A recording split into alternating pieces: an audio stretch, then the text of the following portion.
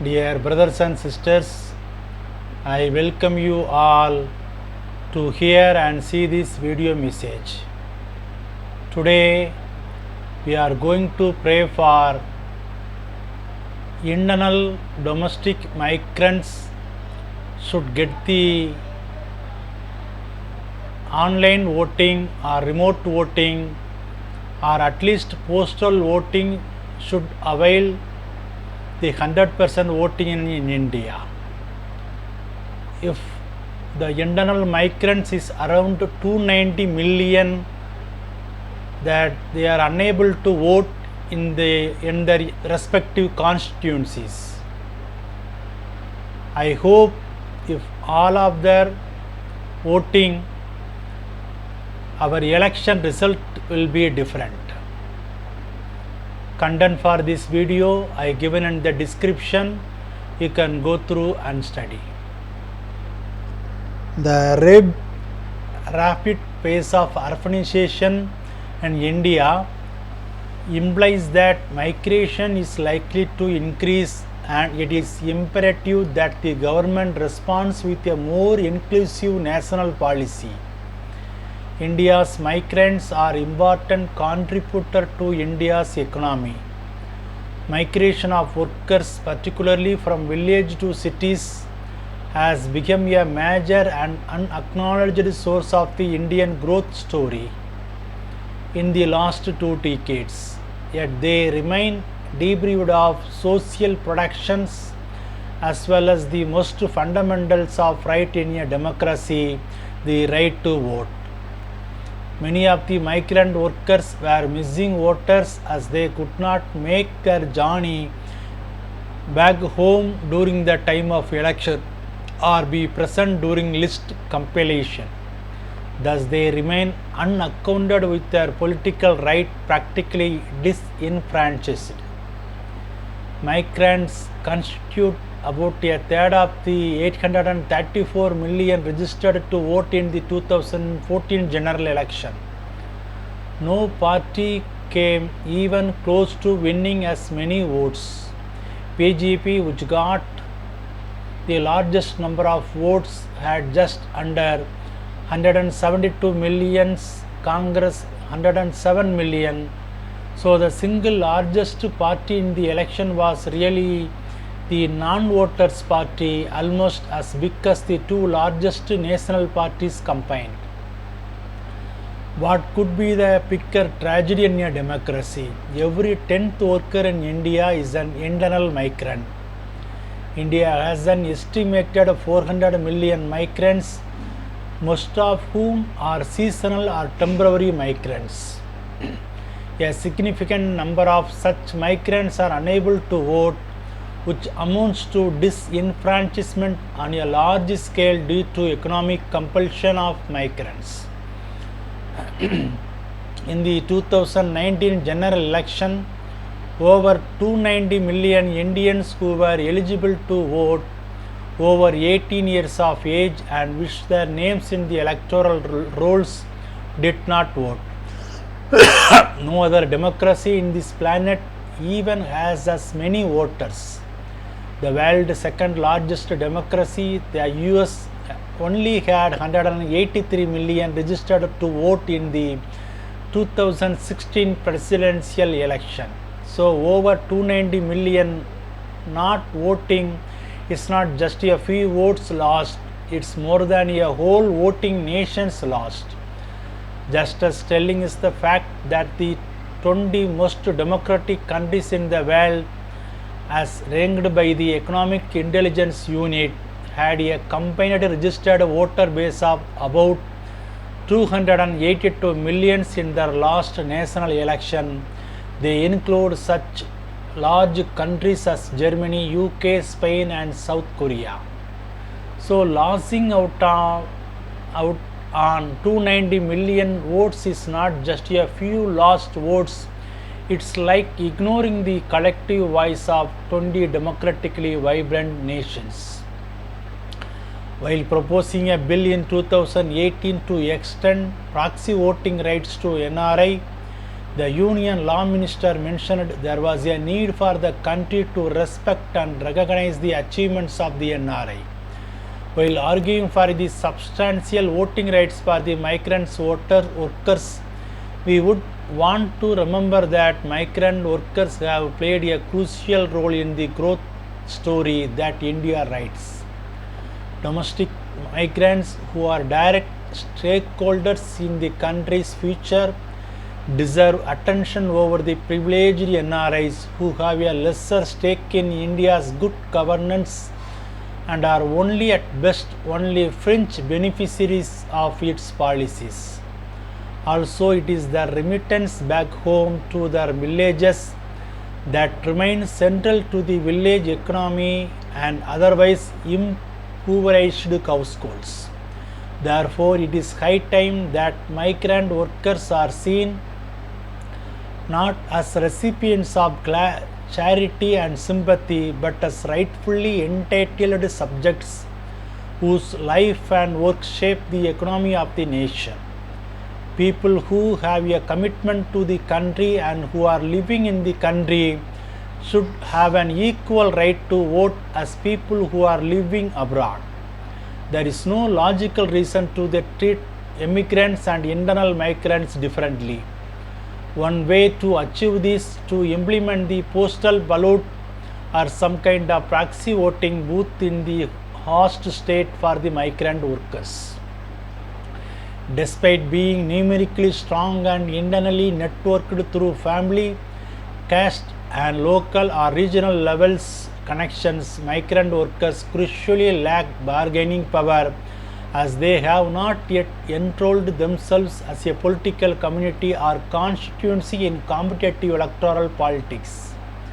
In this respect, their trajectory differs from the oppressed caste communities who could make their presence felt at the ballot box. Migrant workers are also difficult to organize within the fold of conventional trade unions because of the diversity of employment contexts, spatial dispersion, and a high degree of mobility. Also, in many cases, due to their economic insecurity and the lack of social footing at the coast state as low-paid migrants, there are many social barriers for them to organize themselves even when they work in a factory. One of the arguments given many times is that anyone, including the migrant workers, can always register as a voter in their host constituencies. The rules for constituency change are as follows. One can only be enrolled for voting in her place of residence and not in a place where she is currently staying.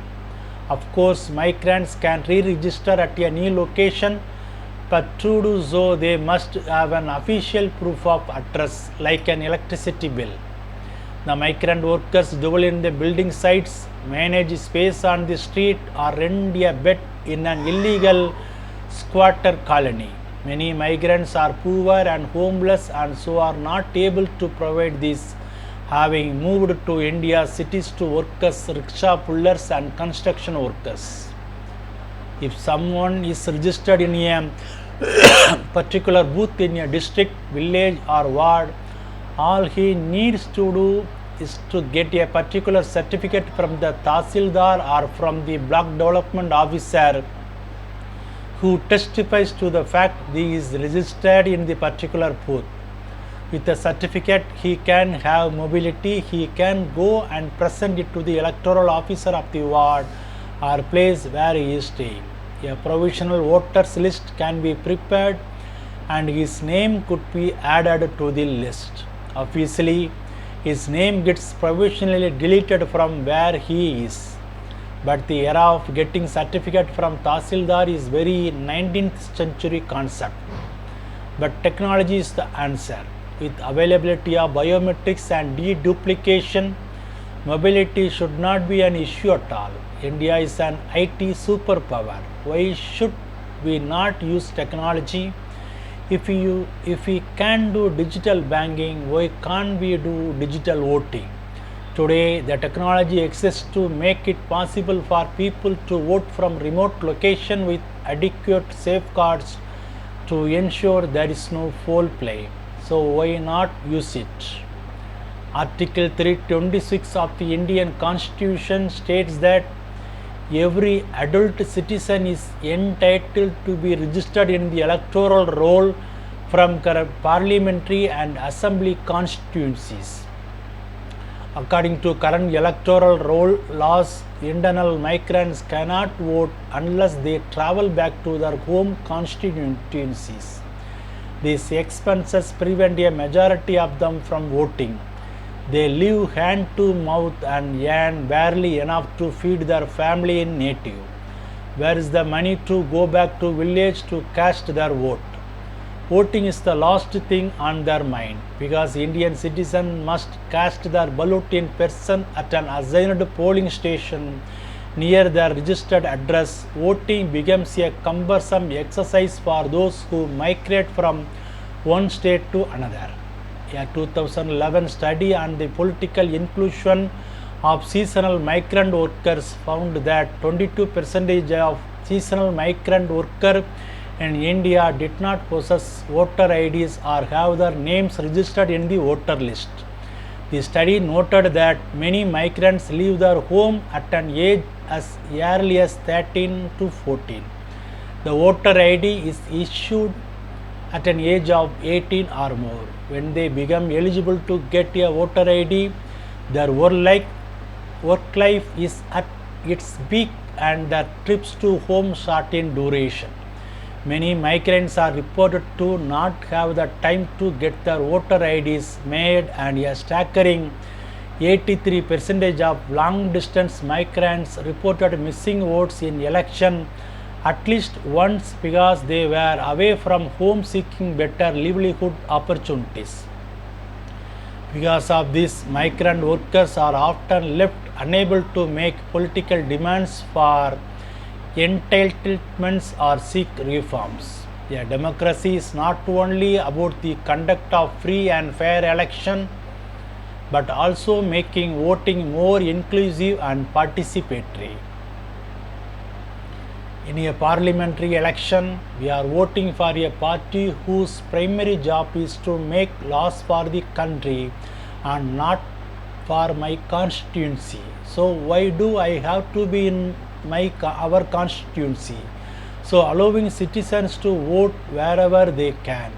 So election commission should not insist that we be given the right to exercise all our rights in one given place. In February 2020, Election Commission had collaborated with the Indian Institute of Technology Madras to develop a new technology that will allow electors to vote from far away cities without going to the designated polling stations of the respective constituencies via a blockchain system.